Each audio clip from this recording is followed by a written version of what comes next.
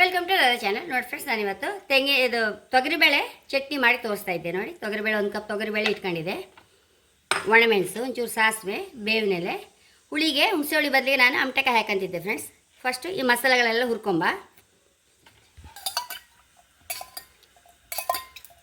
ಚಮಚ ಎಣ್ಣೆ ಹಾಕೊಂಬ ಫ್ರೆಂಡ್ಸ್. ನೋಡಿ, ಮೆಣಸು, ಬೇವಿನೆಲೆ, ಸಾಸಿವೆ ಹಾಕೊಂಡೆ, 1 ಕಪ್ ತೊಗರಿಬೇಳೆ ಹಾಕೊಂಡೆ. ಇದೆಲ್ಲ ಹಾಕಿ ಮಾಡಿ ಹುರ್ಕೊಂಬಟ್ರೆ ನೋಡಿ ಫ್ರೆಂಡ್ಸ್, ಎಲ್ಲ ಹುರಿತಾ ಇತ್ತಲ್ಲ. ನೋಡಿ, ಸಾಸಿವೆ ಹೊಟ್ಟಿತಾ ಇತ್ತು.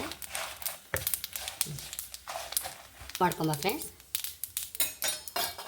ನೋಡಿ, ಒಂಚೂರು ಕಾಯಿ, ಅಮಟೆಕಾಯಿ, ರುಚಿಗೆ ತಕ್ಕಷ್ಟು ಉಪ್ಪು, ಒಂಚೂರು ಅರಿಶಿಣ, ಇದನ್ನು ಮಿಕ್ಸಿಯಲ್ಲಿ ಹರ್ಕೊಂಬರ್ತೇವೆ ಫ್ರೆಂಡ್ಸ್.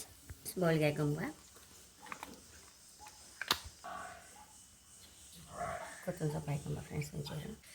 ನೋಡಿ ಫ್ರೆಂಡ್ಸ್, ಈಗ ಚಟ್ನಿ ಹಾಕ್ಕೊಂಡು ಒಂಚೂರು ಎಣ್ಣೆ ಹಾಕ್ಕೊಂಡು ನೋಡೋ ಟೇಸ್ಟ್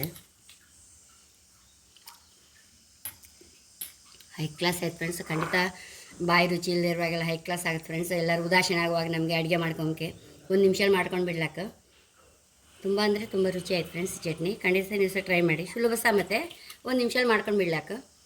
ಚಾನಲ್ ಇಷ್ಟ ಸಬ್ಸ್ಕ್ರೈಬ್ ಮಾಡಿ, ಲೈಕ್ ಮಾಡಿ, ಕಾಮೆಂಟ್ ಮಾಡೋದು ಮರಲೇಬೇಡಿ. Thank you.